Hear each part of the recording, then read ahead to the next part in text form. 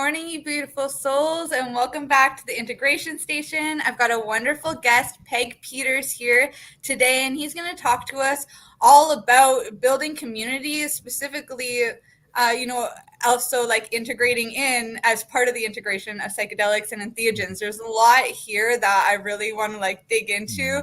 So we talked a little bit about the community part, but there's so much deeper. So I'm really excited for this episode.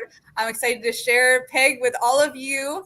Without further ado, I'm just going to pass over to you, and you can share a little bit about, what brings you here, what inspired your own story. What is your story? Tell us everything. Oh, thanks. Thanks, Ashley. Really appreciate being on your show. It's I love talking with people that have passion, and you have passion, and that's why it's so exciting to be around people like that, because it's contagious. So so how did I get into psychedelics? My name is Peg Peters. My wife and I have been married for 32 years. We have 4 grown daughters. They're in their 20s now, and super proud of them. And I actually got into psychedelics, first exposed to it from our oldest daughter. And I grew up pretty conservative. I grew up in the evangelical conservative church. I became a pastor early on, and just had a heart to connect with people and build community. Actually, that's really what my heart was early on. And as we started having kids, and my worldview began to change, began to be disenchanted with the Christian worldview that I'd been handed, and it just wasn't connecting with the deepest questions of my soul. And it was, if anything, it was creating more questions around the nature of the divine. Was God really the God that wants to kick people out and send people to hell?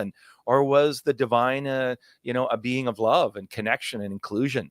And those were really fundamental questions for me. And so those were the ones I was wrestling with, and I was pulling away from church and really not finding that community to be one that was safe and inclusive. And in the meantime, my daughter had Crohn's disease and was really struggling, a lot of pain. There'd be days when we'd come home and she'd be home from school as a middle school kid and then into high school, and she'd just be rocking in pain and writhing. And we were, doing everything we could to help her and alleviate her suffering, but nothing was really touching it. And one day, she had done her own reading, and she had read Doors of Perception, Aldous Huxley, and she had read lots of books that we were just kind of watching her read. She was home a lot in the hospital and these kinds of things. And one day she came into our bedroom and said, I need to tell you what happened. Something really profound happened to me yesterday. And we were like, what happened? And she said, I've been reading. I didn't want to tell you, Mom and Dad, because I thought you might be, scared, or I know you guys don't do drugs. But I did a big mushroom trip, and it changed my life. I met the divine. And we were just, our eyes were like, what are you talking about? And here's our oldest daughter at 17 telling us about this really profound experience she had. And as she began to talk about it, it would just send chills down my body, because here I have this really beautiful young woman who's trying to navigate a relationship with her body that it seems to be fighting. This autoimmune disease is just, literally eating her up. And this connection she had with the divine on this mystical experience that she had while on mushrooms gave her a completely new orientation toward her body, one not of fighting, but one of working with and a settling. And she just got this deep sense of like, I'm going to be okay. I'm going to get through this. And this is part of my journey, and an acceptance. Well, I mean, there's no amount of therapy you can do to get someone to switch that kind of experience of themselves and have this softening. And so immediately, I mean, that was probably over 10 years ago. And so I knew at the moment was, no matter what my opinion may have been about, drugs, psychedelics, I'd never experienced them. I'd never had them. No matter what, here I have my own daughter having a profound mystical experience and having a transformed relationship with her own body and her mind and her spirit. And there was nothing I could do to undo that now new learning in me. I'd seen it firsthand in my daughter. And so I realized that this was something I needed to at least pay attention to and started to explore. And so my friend, who is a marriage and family therapist, him and I had been pastors together, actually, and we both left that community, and we wanted to start our own spiritual community that was open and inclusive, and was based around love, not exclusion. And so we had this passion to build a community, and we started to explore these substances that we were seeing coming out of Johns Hopkins research. I had read an article, I think it was 2015. I think it was called The God Molecule, and it was about people who were having these mystical experiences using psilocybin for end-of-life cancer research at Johns Hopkins. And as I'm reading these reports, I would just like, my mouth is open, because there's a similarity in what people are experiencing. And there's like 87% of people were saying this one experience was so transformative, on par with, the most important experience of their life, including their wedding and all that kind of stuff. They said it transformed who they are. One experience of 4 hours working with this sacred substance. And I'm reading this in a secular, academic journal. And I couldn't believe what I was seeing. I'm like, here I was, a minister, and never has had a mystical experience in my life, right? My entire worldview was based up in my head. Theology, beliefs, dogma, you're right, I'm wrong, let's argue about whatever. And I didn't realize that there's a substance that was made by made by this beautiful, universe that we are in, that can give human beings this sense of understanding of who they are at the real depth, that they are divine beings inside, that the divine is not necessarily out there up in the sky, but the divine is right here, so present to us. And so I said, I gotta explore that. I mean, that reading that and researching that, it really connected to my own longing for God in my own life. And it had been it had felt like a ghost town for me. I had no connection with the divine personally. It had just been a theological construct up here. But the idea of me encountering God directly, like some kind of Old Testament, prophet hearing from the divine, I mean, that felt impossible. That was the stuff of 2,000 years ago, and I just kind of given up that that humans nowadays could encounter the divine, right? But here was a substance that people were claiming. This gave us access to a personal experience that you could repeat in a clinical test. Like, it's not just like you just stand on a mountain and some bunch of woo-woo happens and then you have some kind of thing. It's like, no, we can replicate this with 5 grams of psilocybin. We can replicate this as many times as we want. We can begin to get patterns. We can begin to understand what are the archetypes, the images that come up for people. We can explore it. And that got me so curious, got me so interested. And then I said, okay, I've got to have that experience for myself. And so it would have been about 2017. I had my first high dose psilocybin experience in a therapeutic context. And it was nothing short of absolutely transformative and amazing for me. And there's many things that began to open up for me. And I'll just kind of put a couple of breadcrumbs and you can follow them if you want. But one was a reorientation toward the divine as feminine. And it's like, Carl Jung talks about these altered state experiences that he talked about. I mean, he was using different type of substances. He wasn't using psilocybin, but we know that there was things like nitrous and other kind of substances that people were using. William James had been using substances to be in altered states. Mescaline was just starting to be explored. But he had said, Jung talked about that in our collective unconscious, what comes up as our shadow material, the stuff that we don't look at, the stuff that we're kind of we're blind to, right? We're blind because we don't even know it's there. And the stuff that came to me was this deep understanding of the power of the divine feminine. And that if I wanted to grow as a human being, that the only way toward growth was to move away from patriarchal notions, patriarchal notions of the divine, and to be encountered by the divine feminine, Sophia wisdom, that had been permeating out throughout all of human history and was there and had been subjected by the early church, that had been pushed down. And we have missed all of the wisdom teaching from Mary Magdalene tradition and from the feminine tradition that has been alive on our planet. The Gaia mother tradition has been there all along, but I was unaware of it. And that was a big reorientation for me as a male. And then the other one was just really personal. It was I have ADHD, and I'd really struggled with that my entire life. And it felt like a cacophony of voices in my head at all times. I could barely, keep focused on one thing because there's so many things demanding my attention. And on my high dose psilocybin experience, for the first time in my life, I felt a peace. I felt a stillness inside my mind that I'd never encountered before. I felt like I had agency on what I wanted to choose or focus my intention on. And when I came out of that experience and took my eye shades off, and I just started to cry on so many recognition of my mind can be a still place. It can be quiet. I could have agency. And that was something brand new I'd never had in my life. And I began to cultivate that newfound little growth. I had to work with it, but it didn't stay perfect after that. But I, for the first time, could feel peace inside.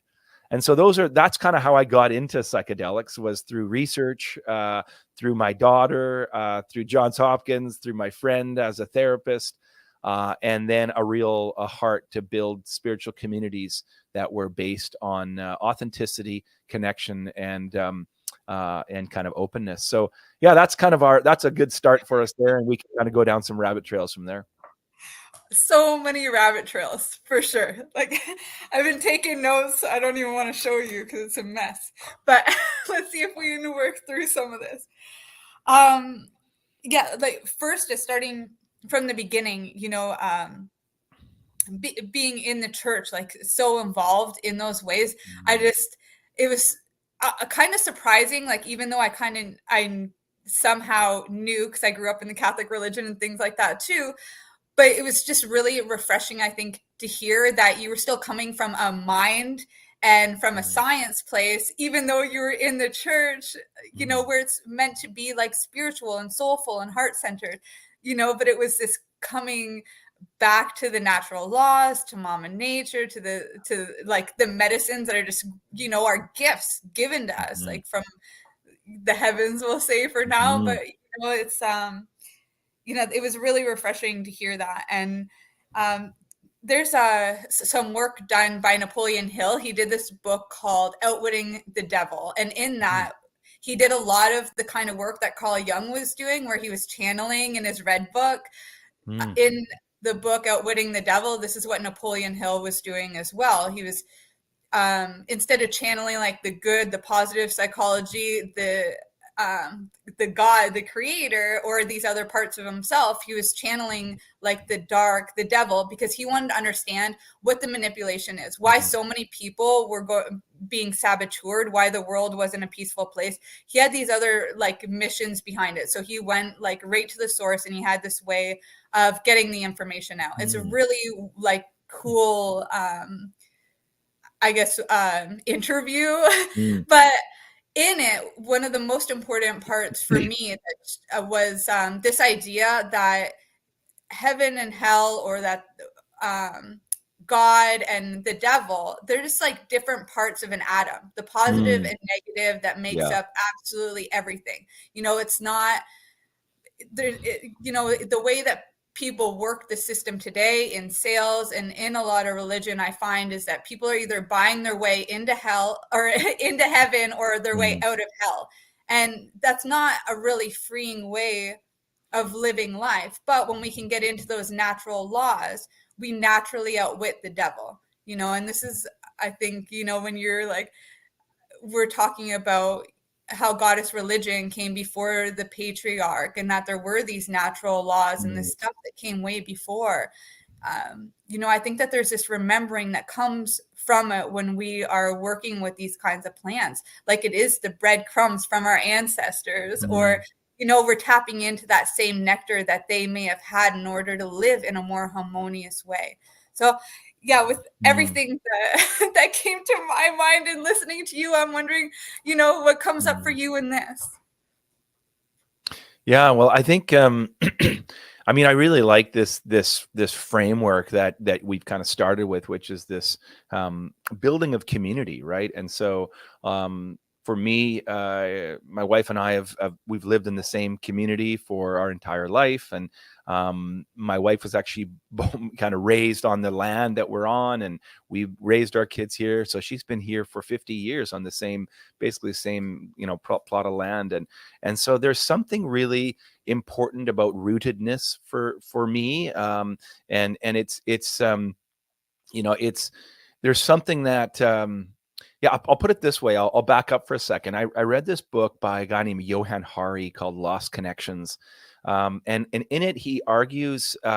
He's looking at the rise of SSRIs, these medications that deal with depression and anxiety, and he says, 20 years ago, we're talking about, very few people are being medicated at the level. So what happened in the last 25 years that we've just gone such an uptake to hundreds of millions of people now are on a daily dose of a narcotic, of a drug that suppresses. It's designed to suppress, feeling, so that you don't have to feel as much. It turns down the volume, right?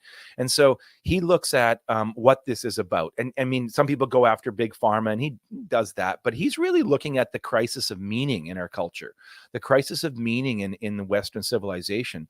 And he says that what's happened is our normal sources of connection, of community, have been crumbling over the last quarter century, and we look at, like, religion no longer seems to hold people in the way it used to. It no longer kind of holds meaning for people. It now becomes the divisive place of shame and guilt, and young people are just saying, no, I can't do it. I'm not interested in your dogma anymore. And so they're moving away from those communities, and they're moving into online places to connect for people. And so you have this kind of the decline of religion, the decline of these social institutions that used to hold us, clubs and these kinds of things. And what happens, we're moving into more and more individualized experiences. And so in that, when we lose even our family community, so the place, I mean, for me, we're rare that we live in a community for 50 years and raise your children on the same piece of property. And that just does not happen anymore. That we're like weirdos in that sense. Most people are transient. You move, you get a job, you go to college, you meet a girlfriend, boyfriend that, from a couple of states over or whatever, and you're looking for the best job you can get, and you move to London or move to New York or LA or wherever you're going to go. But what that creates is it creates a lack of community. Who is my family? Who are my people? Who are my friends? And then he moves on in the book to say many of us have people that we work with, people that we watch sports with, go to the pub, but who are the people in our life that really know the deep struggles of our life, the authentic parts of our life that are not, those parts that are struggling, that are hurting? Besides a paid therapist, we don't have these communities that can hold those kind of uncomfortable feelings. Everyone needs to be happy and showing the best Instagram part of their life. And this idea of externalizing to everyone else that my life is perfect is really destroying us. And so now we're on these SSRIs, we're muted, and we no longer have places of social connection in our life. And so we are these, and so then to add one more layer into the problem is you begin to realize we no longer are connected. We no longer are rooted. We no longer have places of social connection. And what happens is we are mammals. And so we look at, let's say, polyvagal theory, which is Dr. Stephen Porges's framework. And what he argues is this: anxiety will go up if, as mammals, we can't stay in social places of connection where we can co-regulate with other people. What does that mean? We as mammals, we have evolved an ability to calm our nervous system into a calm rest and digest, what we call the parasympathetic. We can only do that as social creatures, when we sit around in a circle with others and we can calm each other down through eye gaze, through conversation, through smile, laughter, and through our voice and singing. This is how we have co-regulated with one another for thousands of years. That's how our nervous system has developed, evolutionary. And now we are fragmented, lone individuals alone in our house, and the inability to co-regulate with a small group of people that we can feel known and we can feel safe with. Our nervous systems go up higher and higher in stress levels. And so most of us are operating at a 7 or 8 out of 10 anxiety all the time. And we're not co-regulated in these social, communal, safe places. Our families aren't safe. They become places of judgment, and it's you don't feel like you belong. We no longer have spiritual communities where we feel safe and belong. And then we wonder why the issues of mental health crisis on our planet is so off the charts. And he argues in Johann Hari's book and Stephen Porges's book that the key to all of this is we need to build communal connections so that we can co-regulate with other human beings. If we can't do that, we will continue to be stressed and anxious. And when we're stressed and anxious, we no longer live in our values. We are just hyper alert for what's going to get us next. And we are sitting with fear, and we don't have an ability to calm our nervous systems down. Sleep disorders are off the charts. Anxiety disorders are off the charts. Depression is off. All of that is all about nervous system co-regulation that we do not have anymore. And there's no amount of one-on-one therapy that's going to fix co-regulation, because this is the basis of what it means to be human, is we are social creatures, and we don't have authentic communities where we can co-regulate with one another anymore. And along comes psychedelics at this exact moment in human history. To me, it's not chance.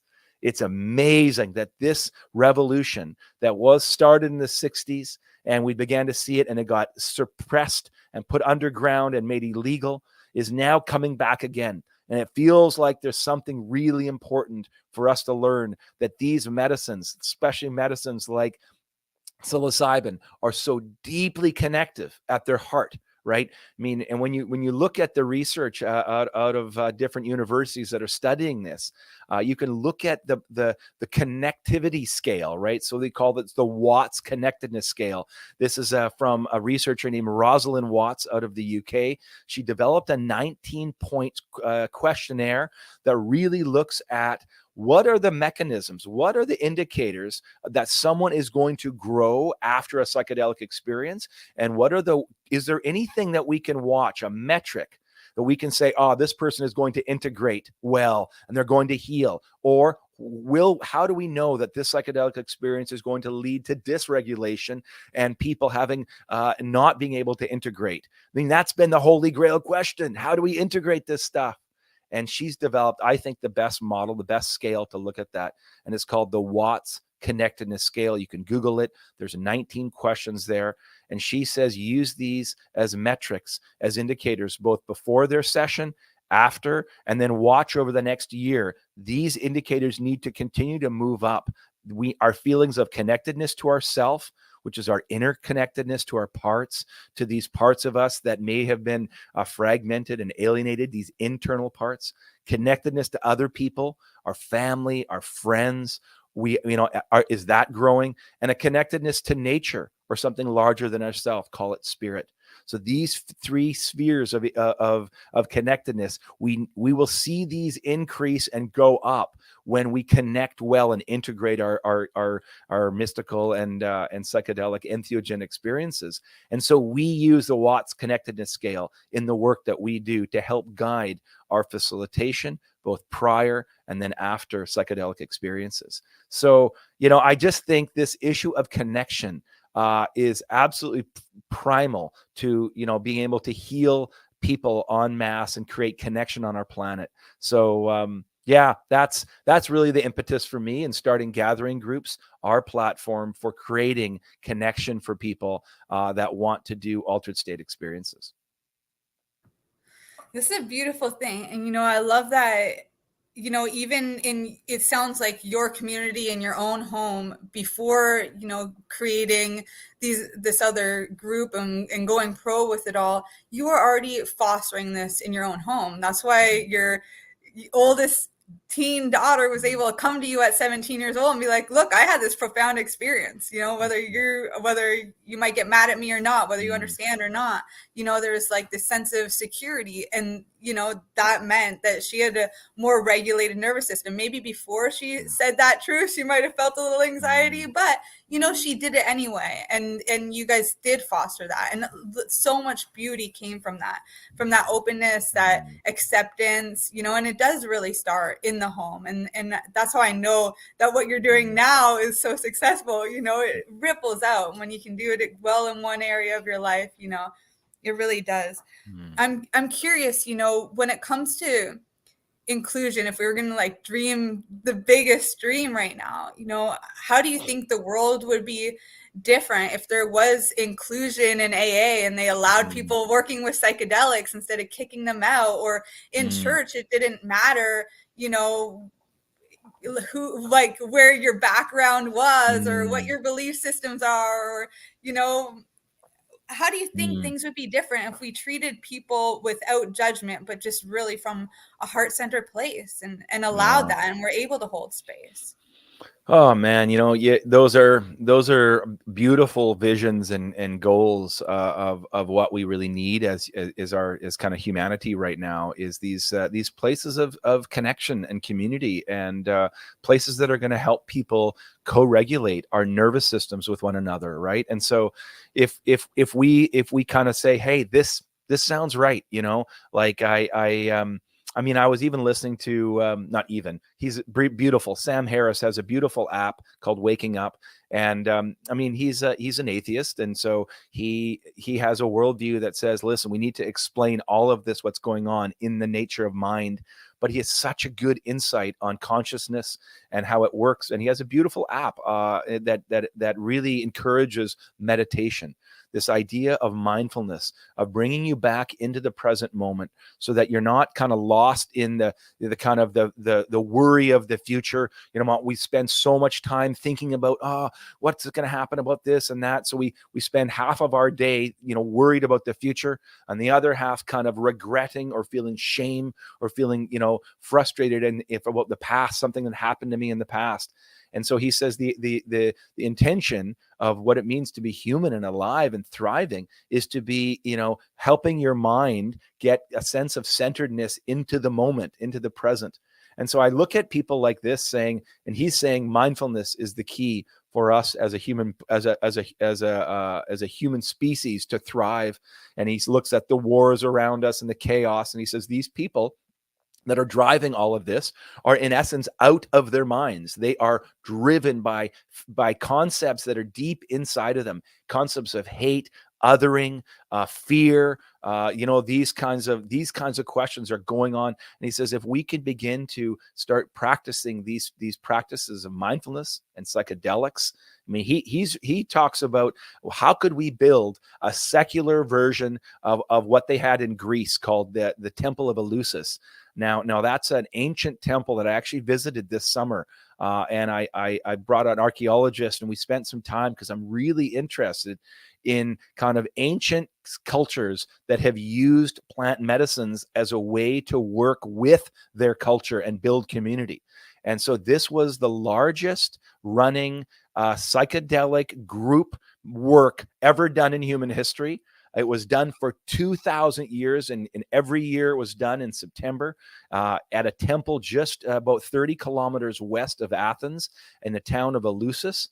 There was a large temple there, and for 2,000 years, people would take this kukion, this psychedelic mix that was based in the LSD, based in an ergot mushroom, and they've now done archaeobotany on places that were using this substance, where they can scrape the vessels, these ancient vessels, and do DNA tests and say, what was in these chalices that we find in these ancient sites? And what they discover is psychedelic plant residue that these early priestesses were brewing, right? And so they would use this kukion mix to give people an altered state experience. And they would do it at night. They do it in groups. They do it in community. There'd be up to 5,000 people tripping at once. Can you imagine that? It's like Burning Man of the ancient days, but with intentionality, communal intentionality. And the goal was to face your own mortality. And that's what these high dose psychedelic trips can do. They can bring you face to face with death. And they can recognize that death is not the end of of who we are as these kind of divine beings, these beings that are larger than just fearing our own mortality. And we can kind of bring us to this place that we recognize who we really are beyond all of our fears. And so I look at places like Eleusis, and I look at, indigenous communities that have been using plant medicines for thousands of years. And they invite us into a way of working with these plants to help us build community, to help us to kind of give up some of these things that we need to let go in life. And these sacred plants have been worked with by indigenous communities around our planet for thousands of years. This isn't new. This didn't come along in the 60s or with Johns Hopkins research in the last 20 years. This way of human beings working with plant medicines to have these altered state experiences, and whether it's shamanic or ritual or ceremonial ways, have been part of what it means to be human. And so I think there's a calling back to building communities that also are open to these altered state experiences that's called trance-based learning, or these kind of these ways of getting out of this default mode network, this busy mind that keeps spinning and spinning and never shuts off. There are substances on our planet that can help that slow down and get into our heart so that we can realize who we truly are and make decisions from there rather than from panic and fear and worry. And so I think entheogens are important part of what it means to be human. And I believe there's a resurgence and a renaissance of coming back to them. And we need to see them move outside of just the Western medical model, just being, two therapists, one individual. Let's do 3 sessions to prep you for a psychedelic trip and give you, the eye shades and the headphones, and then, give you 3 more sessions and off you go. That's not going to heal people. That's going to give them an experience, and then we're going to put them back into a toxic family, a toxic system, a toxic culture that's going to make them twice as depressed as they were before. So what we really need is we need wholesale system change. We need changing of what it means to be family, what it means to be, a husband and wife. How can these plant medicines help us enhance our relationships, right? My wife and I use plant medicines as a formal way to work with our marriage, to work with each other, to be able to hear one another when we are missing each other, so that it's not just our parts fighting, but that we can move up to our higher sense of our true self and let the self talk, and so that our true spirit can be talking to one another.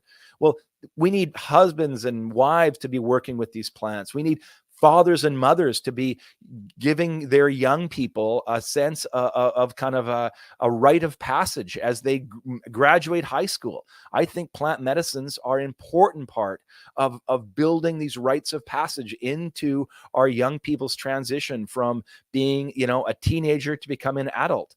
This is, to me, what good looks like in 50 years, is that mothers are going on retreat with their daughters and doing MDMA together and having their heart open so they can feel love and connected with one another, rather than these, I've had 4 daughters. I know what it means to watch a young woman transition and feel a sense of agency and pushback, but yet find connection and land that back in with their mother and father. Well, plant medicine can help this. Fathers with their sons. I run men's groups, and I just ran a men's group, and it could just it brings me to tears, because I sat with a father and his two sons. They're in their 20s, and we're doing a group of men going through a 12-week program about being honest, connected with one another, learning to share our emotions with one another, learning to sit in difficult emotions. And a father is going through this journey and then wanting to take them into a retreat experience with plant medicine work, and then integrating that back into their home. I mean, it's it brings me to tears, because I know this is what good looks like. Dads doing medicine work with their son to be able to find connection and healing, right? Now, I'm not saying that everyone has to do plant medicine, but we need to create open spaces where this kind of stuff can come in, to be able to create new ways of being family, new communal connections, new spiritual communities that are open to this kind of entheogen work. Entheogen mean God manifesting in us, right?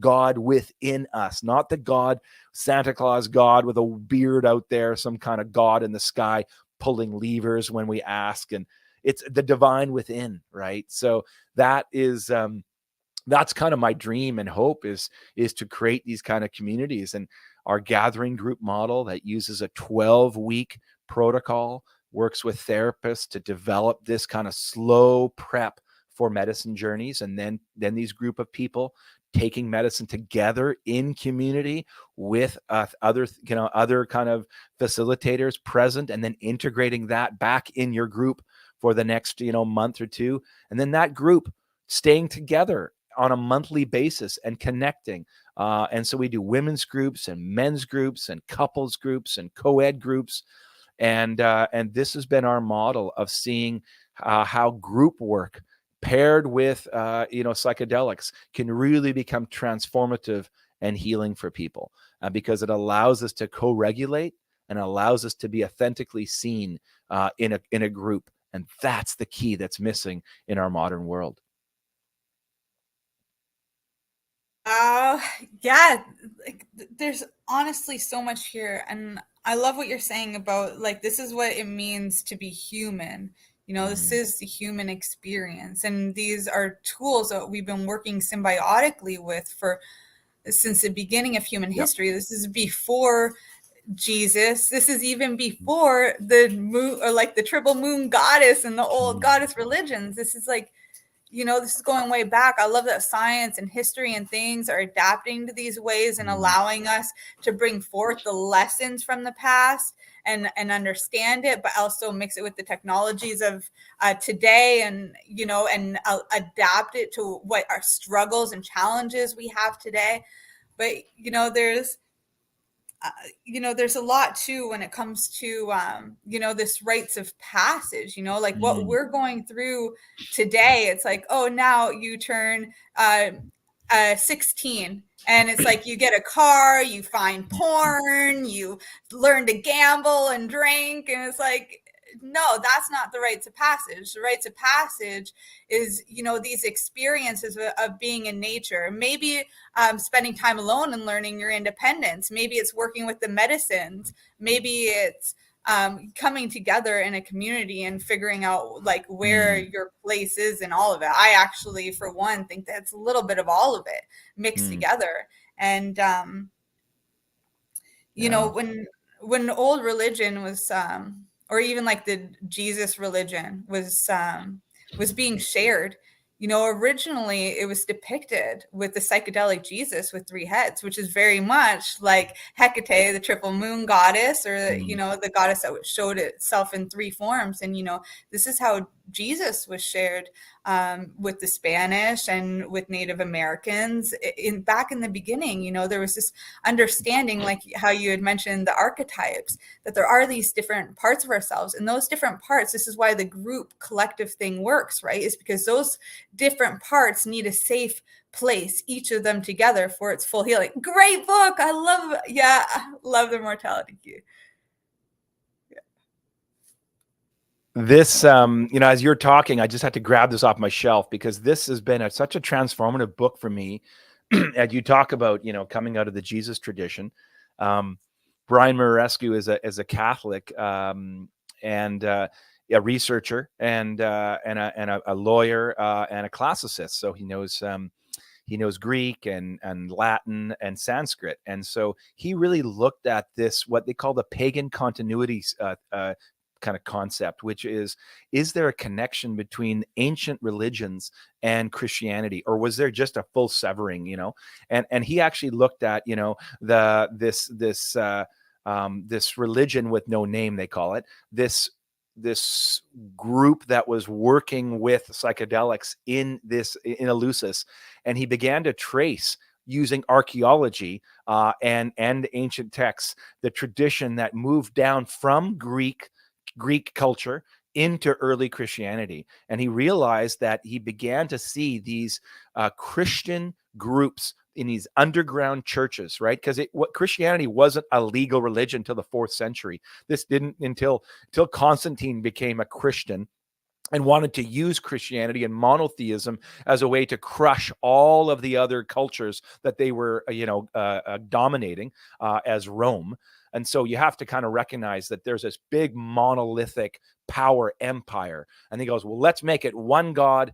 I'll be the emperor from that being, from that God. I'll be the kind of the new sun God.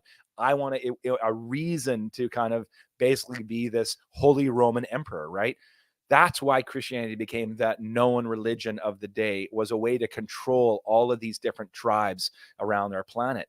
But Marescu says in his book, Immortality Key, the early church, the first 300 years, there were these early Christians that would be meeting in secret because it was, was against the law. And they were carrying on this ancient Greek practice of drinking a spiked wine that had this ergot mushroom in it, the same ergot mushroom that was in the Kukion in Eleusis for 2,000 years. And he began to show that in some of these writings and in these churches, they had the same recipes in their wine mix that was being used at Eleusis. And so you began to realize that this Eucharist, this the Lord's Supper, when Jesus says, take this and drink, this is my body, this is my blood. This is actually a kind of a recognition that you are bringing the divine into you, literally, and the divine will manifest, right? Now it doesn't work if it's just bread, right? If it's just a piece of bread, it's like, what does that do? I've had that lots. I've served that communion, but I've served the communion, the Eucharist, the entheogen of psilocybin mushrooms. And when I say here, take the divine into you, and then they have a profound divine experience of connection and a recognition of who they are, a sense of overwhelming love that the universe is wrapped in love and connection, and that they are okay, that they are loved. And then imagine it's not like just a metaphor. Oh, well, just help me. This is called transubstantiation, which is a big word in Catholic theology that says that the as you eat it, it becomes the body and blood of the divine, right? But that's just a metaphor for that. This is actual, right? You're actually going to encounter the divine in these entheogen experiences. And so I love this new history that's coming, that's showing that even in Western Christianity, there's a history of use of these plant medicines that gave people divine experiences. And then they would use the community, these underground churches, as ways to integrate, ways to feel loved and whole and connected in these small, and it was always under 100 people. They would, anytime the community would get larger than that, they wouldn't know each other. They'd have to start a new little community, right? Because it's all about building trust and love, and of these love meals that they would call them in kind of their local setting. So I think there's an option there for us to explore this ancient understanding that all religions, I believe, actually have a psychedelic origin. And we can find it and trace it back in all of them, this use of plants and altered states as a way to connect with the divine. So I think there's an opportunity here for us to do some new research on this and explore what it would be to have, as you said, a psychedelic Jesus, a Jesus that's open to these altered states of ways of connecting with who we truly are and a connecting with the divine and healing our planet. I mean, this is all in the river of love. So to me, it all resonates as truth to me. So yeah, I'm really curious about creating new spiritually based communities that are open to using plant medicines as part of what it means to heal and connect with one another. Yes. When it comes to like the bread and wine and all that in the Last Supper, I love going into, because I have a background in nutrition too. So I like going into like, what were the top foods that they were talking about in the Bible? And the number one was figs. But when it comes to the wine and to the bread specifically, it's like both of those are different kinds of yeast and fungus. So we're still coming back to that mushroom fungi world. Maybe it wasn't a fruiting body, but it was a type of fungus and yeast. And in that, there's this diversity, you know, and I think that that's part of it too. So bringing it back to that, how people were collectively coming together in this inclusive way, because that's what these bacterias are doing too. And it spreads and it grows and so the love and these groups and things like that could grow. So I guess my question now is, how is co-regulation and these kinds of group settings of significance in the psychedelic and altered state kind of work? Yeah, I think the reason why, and I like that the language of co-regulation, because it's different than just like a group therapy.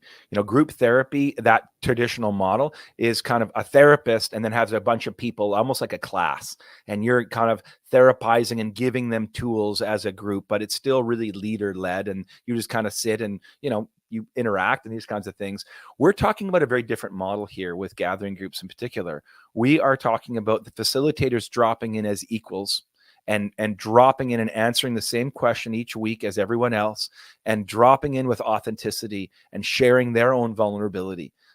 These groups that we create, before you take medicine, we spend 8 weeks prepping you. And the prep is not, about talking about psilocybin.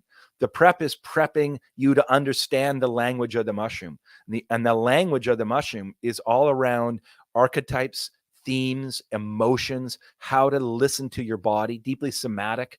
So we do this by getting into a group every week and putting a question that each of us has to respond to with 3 minutes. We time it.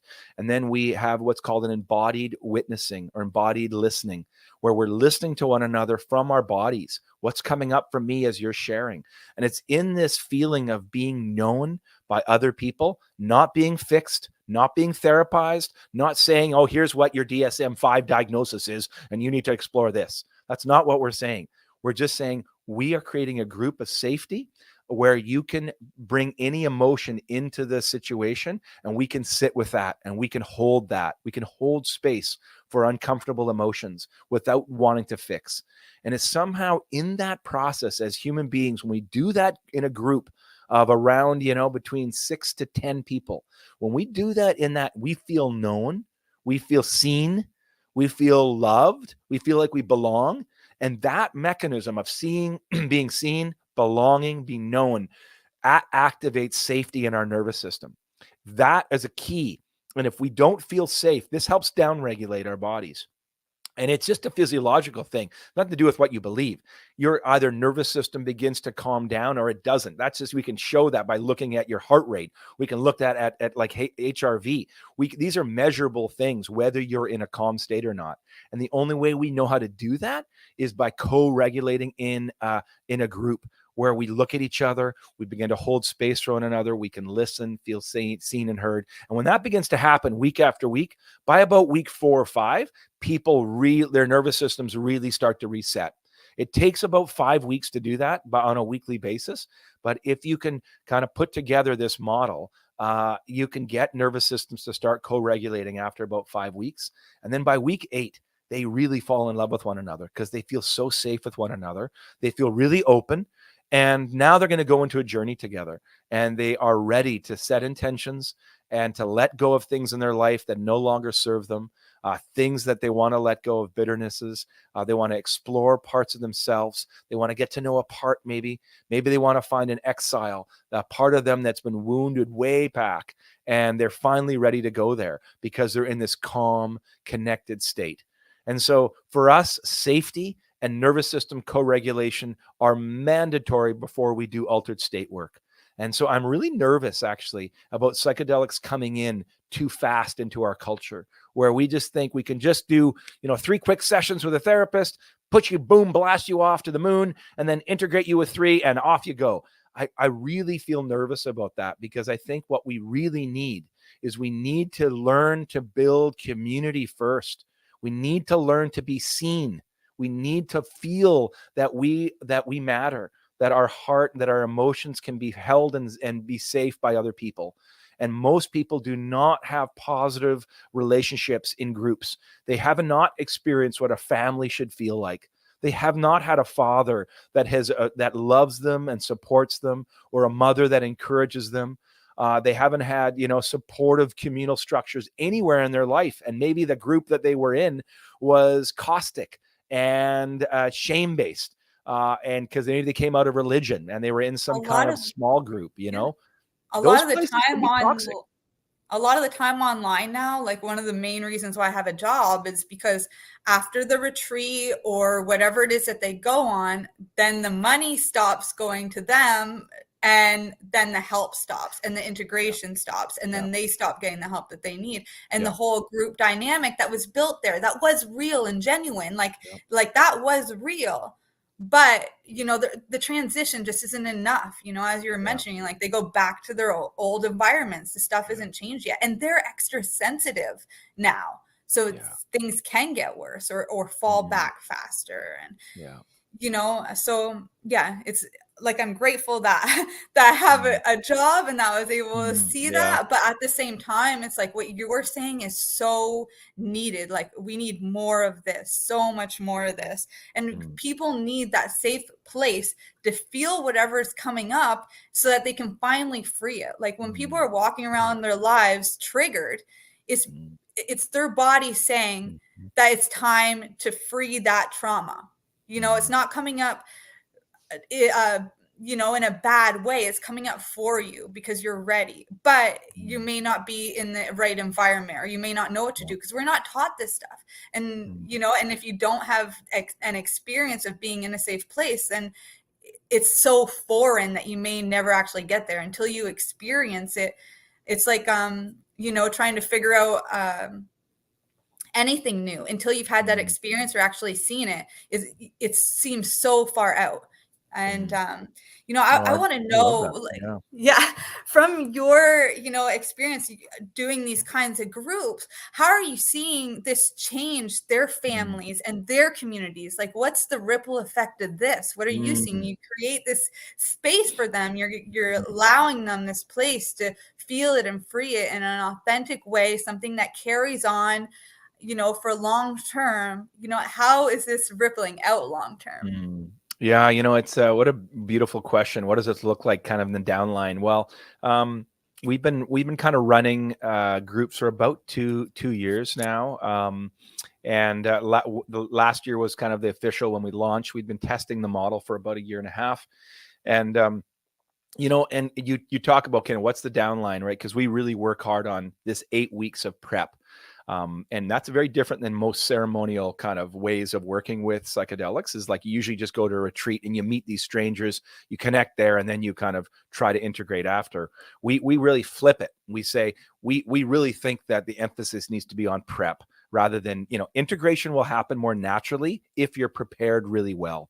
If you have a safe community, if you've got a group that that you can call and text, and it's not going to cost you $180 to get on the phone with your therapist again because you're nervous right now, right?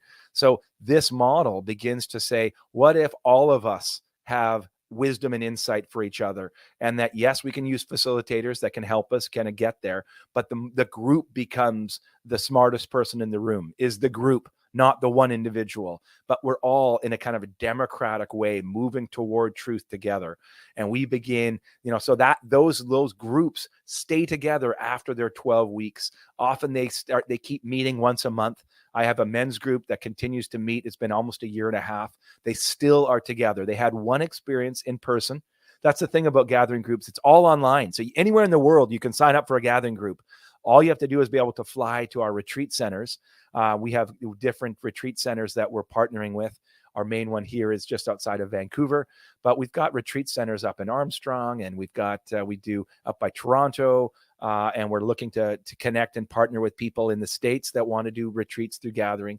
But if you're online, you can join a gathering group and co-regulate with a group of people for 8 weeks. Fly, meet them, stay overnight, already have this bond before you get there. So now your heart is open, not guarded. You feel safe. Your nervous system has seen these people for months. and it's felt their heart. And now it's so easy for their heart to open up on medicine because they're with these people they love. And then they integrate that after back online, and they fly back to wherever and they go back online. And what we've seen is that these the communities that have stayed together on their own without facilitators are communities where one or two of the individuals are going to take a bit of a leadership and say, okay, let's meet once a month. Here's the question. There's just a little bit of structure. Structure is really important in order for co-regulation to happen.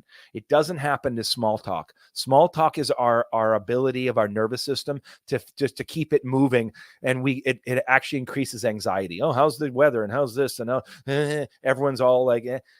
These groups, we have a actual ceremony where when you come into the 90-minute session, there's a bit of a check-in ceremony that happens, and everything that happens during that 90 minutes is part of a structured way of co-regulating. We don't talk about jobs or anything. We only talk about our emotional content of each other, and that allows us to connect on a really deep way. Not on your favorite hockey team, but really on emotions on the heart. And what we found long term now, as we watch this, we've had over 300 people go through our program now, and we've been collecting data using an app called Quantified Citizen, which is an ability for us to grab data and all sorts of stuff before they go into the program, and then after, and then 6 months follow up. And we look at scores like PTSD and anxiety scores, and look at depression scores and all sorts of stuff. And we just see these incredible shifts that happen for people longitudinally. And we do follow-ups after a year. What we're finding is that 85% of people are saying this group was absolutely transformative to their life. It enhances their marriage and what they talk about, especially when you move out from the psychedelic experience 6 months. They're not talking about the mushroom. They're not talking about the entheogen experience. What they're talking about is the power of this group that can hold them, that can make them feel safe, where they still have a place where they can go once a month and open up their heart and feel held by a group of people. And it's that mechanism that I think is really important in our lives. We need these groups of people where we can feel safe and connected and known. And what's the downline?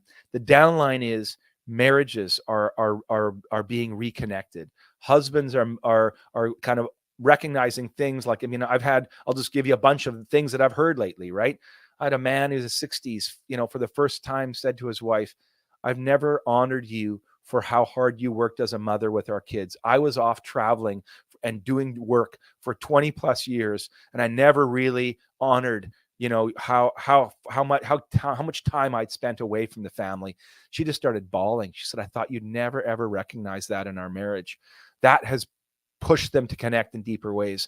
I've had fathers, apologize to their kids for being reactive and angry and violent, and saying, I want to connect and really know myself. And I want to be a father that's present for you and not reactive.